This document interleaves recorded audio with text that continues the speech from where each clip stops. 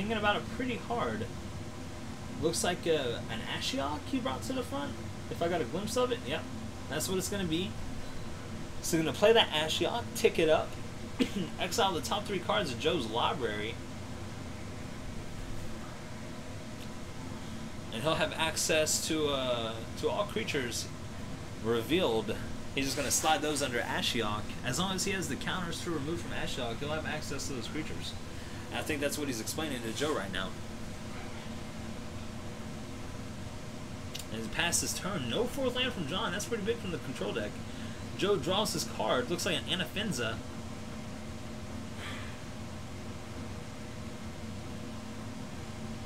I see Apollo Chronos in there too, and I think it's an Avatar of the Resolute.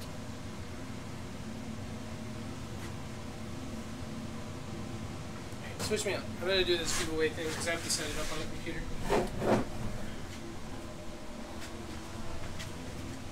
So take over mid-game. It's going to be fun because I have no idea what anything is doing.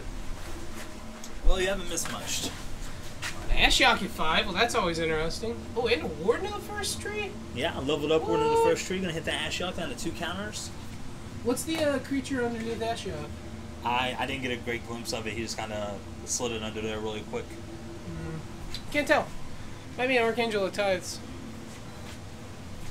Alright, so in about 7 minutes, we are going to be giving away our... What am I giving away? Dig Through Time! A Dig Through Time! If you want to win this... Hello, Jervman. Kenny's back just momentarily. As Michael is still going to be your co-host. We are pretty busy next door, so I'm trying to help out over there the best I can because they need me. I'm sorry, you all. I know you all miss me very much. Yes, I do think a little bit too much of myself. But what I would like to say is please subscribe or like or follow, whatever you do on Twitch. And like us on Facebook. I'm going to go ahead and post the link to our Facebook in the chat.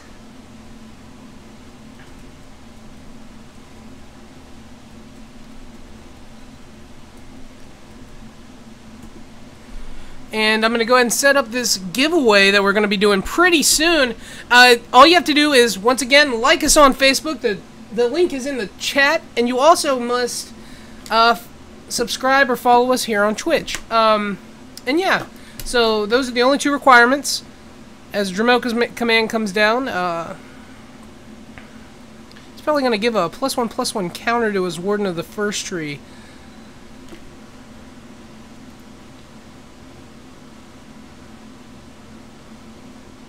Go ahead.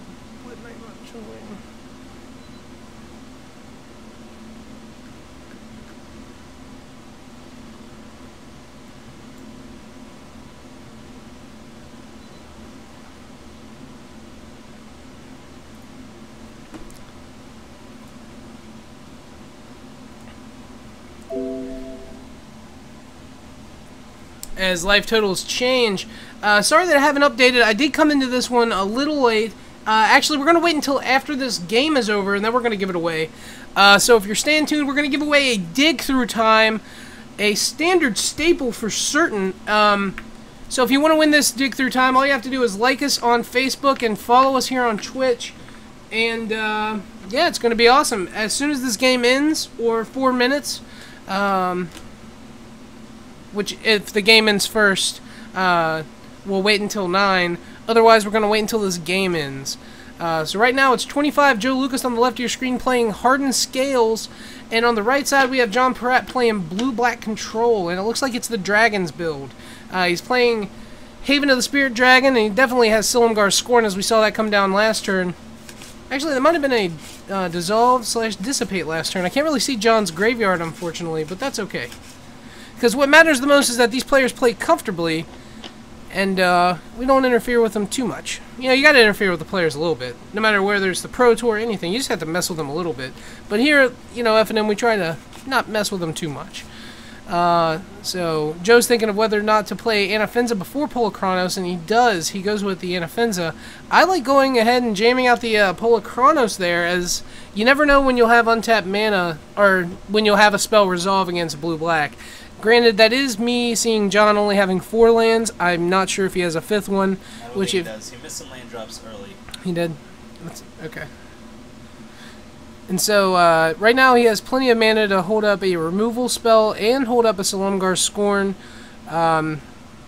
He could...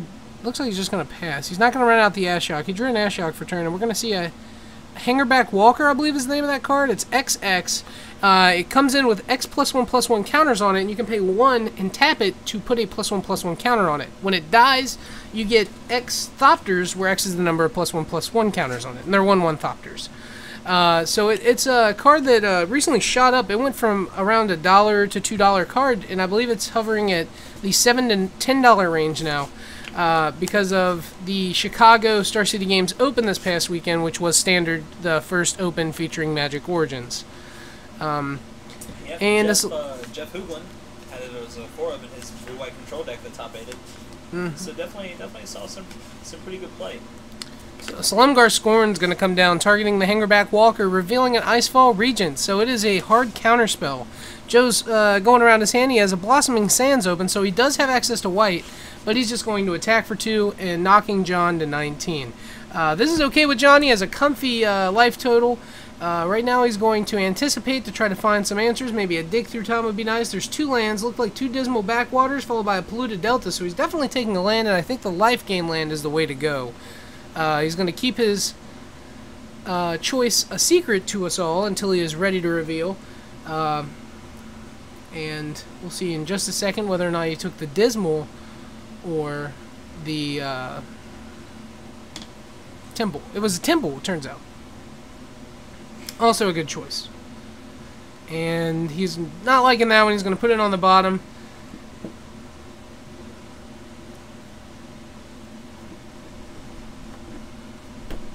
And he's just in the tank a little bit. He's just thinking about what to do. And thank you to every single one of you for watching. We're Hometown Hobbies, streaming from Huntington, West Virginia. As Jace Vryn's Prodigy comes down, it's a new card that also went up this weekend. It went from around a $20 card to now it's hovering about 30 to 35-ish. So if you're looking for the finance, it turns out this was the set to go all in on the Planeswalkers early. Usually it's the absolute opposite. It seems like people undervalue these Planeswalkers a little bit, which, to be fair, I don't think nearly as many people thought they would impact as much as they already have. But, yeah, it's pretty crazy to see them fluctuating like they have so far, with every single one of them going up in price, even Chandra, the one who saw the least amount of play this weekend. So Jace Vryn's Prodigy resolves, and we're going to see an Anticipate come down as well, revealing a Scorn, a Silumgar Drifting Death, and not a Misty Rainforest, but that's what it looked like to me. I couldn't tell what that card is, but he didn't take it anyways. It looked like he took the Scorn. That was a Scorn, right? Yeah, looked like it to me. So John's going to knock the top of his deck and draw. It's 9 p.m. As soon as this game ends, we will be giving away an awesome Dig Through Time. All you have to do is, 1, like us on Facebook. The link is in the chat. And 2, follow us here on Twitch, or subscribe, whatever you want to call it. Yeah, so those are the only 2 requirements, and it's easy peasy, and it's going to be a random giveaway as soon as this game ends. We're going to have Dramoka's Command give, I believe, Polokronos and Inoffensive +1/+1, and a Scorn's going to come down, so that's going to get countered. Wait, why did that die? You shouldn't have. Well, go see. Just go see. Yeah, I don't know. I don't know why the Polokronos died, unless he... I don't think he played Ultimate Price to it. Either way, Michael's going to go check it really quick, as an Inoffensive is going to attack for 3, knocking John to 13, who's just going to simply take it, no problemo. And it looks like Jace might just be activated and flip here. So Jace is going to draw, and John is thinking about what to discard. It looked like that was a Dig Through Time that he's thinking about, but I think the Icefall region might be a better choice, because I think... Alright, it was Downfall. That's what I was going to say. It looked like a black card was in the graveyard. So he discards Ashiok, which I like, and he's going to transform his Jace. Now he can, if he wishes, flashback an Ultimate Price, a Downfall, etc., etc. with Jace's ability. To be honest, I don't know everything that Jace talented telepath. I can't remember his name. I'm not sure what he does. If I recall correctly, it's +2.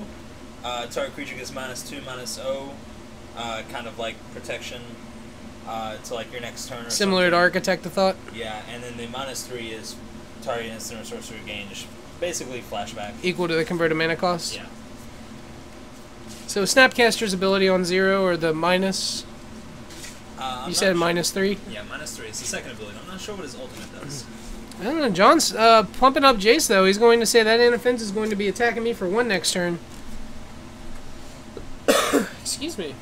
So yeah, once again, after this game, we're giving away a dig through time. So if you want to win, just make sure that you follow us on Twitch and like us on Facebook. Take that to me.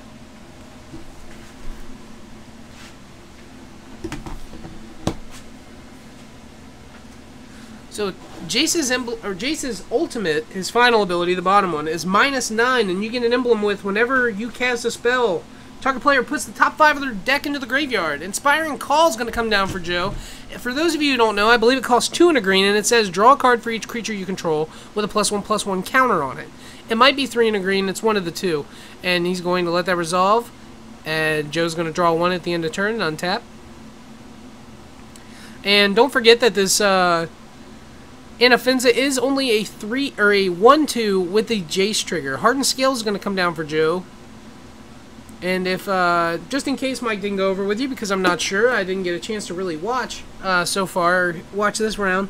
Hardened Scale says whenever a creature you control would get a +1/+1 counter, put that many +1 instead. So you always get an extra counter out of it. And that's going to be Phalanx Leader.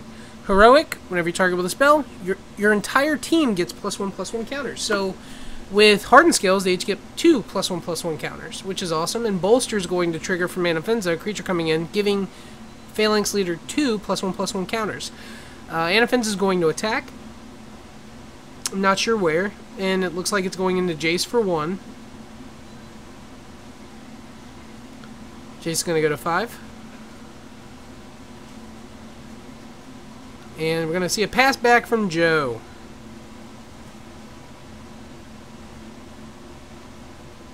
So once again, all we're waiting is for this game to end, and it is a blue-black control game, so you never know when that'll actually be. But as soon as this game ends, we're going to be giving away a dig through time. Just make sure you follow us here on Twitch and like us on Facebook, and if we call your name, you'll have to, let us know it's you. Just message us some part of your name in the chat, whether it's some part of your Facebook name, and then on Facebook, message the hometown page, and we'll know it's you. Dig through time is going to come down for John. That's going to definitely resolve against the green-white deck. You got Island, Dissolve, which he will be taking. Anticipate, Temple, Ugin, which he will be taking. That is a really good one. And I couldn't tell what that one was. It looked like Biden Athasa, but that doesn't make very much sense. It might be another Jace, actually. Nope, an Island. So I think it's going to be Dissolve and Ugin here.